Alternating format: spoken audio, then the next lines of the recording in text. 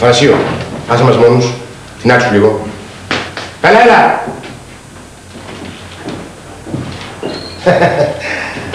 Κάτσε Ναπολέον.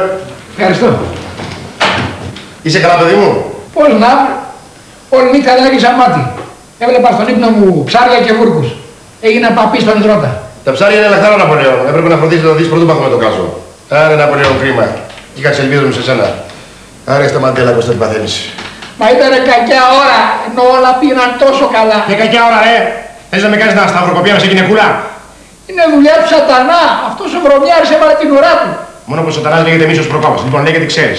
Λέγε τι ψάρεψες.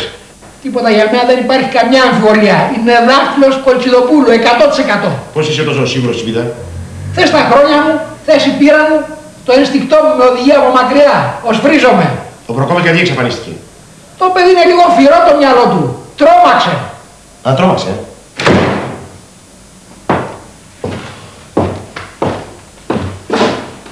Η Κολτσιδοπούλου, ξέρεις ποιον υποπτεύεται? Ποιον? Εσένα! Εμένα!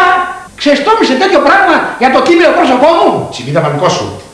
Στα κάγκελα. Θα τη σφάξω και αν μπω στα κάγκελα. Είπα Τσιπίδα, μαλλικό σου. Μα μου κυλιώνει το πάλευκο μητρό μου. Εγώ είμαι αρσακιάδα. Το σόι μου, το δικό μου σόι, οι αγώνες μου. Ποιοι αγώνες σου, Το βρήκαμε τώρα αγώνες και αγώνες. Ποιοι αγώνες σου, Άλλο που να δίνεις μερικές πληροφορίες στην ασφάλεια, να δίνεις εμένα δεν ξέρεις τίποτα άλλο, Η κασέτα, Η κασέτα, πώς μπήκε στην κοινότητα, ξέρεις, Τι με ενδιαφέρει με ο παππούλης σου, ρε, κανείς αρσακιάδα. Το βρήκαμε τώρα αγώνες στους δρόμους. Πήρε να βρει στους δρόμους, Ποιος την έδωσε, ρε? Ποια? Άμα να βάζεις την πίεση. Θα πάθω κόλπα, άστο έντερο μου. Η κασέτα, ρε, ποιος την έδωσε? Πιστεύετε ότι εγώ, ο Ναπολέον Τσιμπίδας, έκανα τέτοιο πράγμα? Γιατί να μην το πιστέψω? Θα σκοτώ!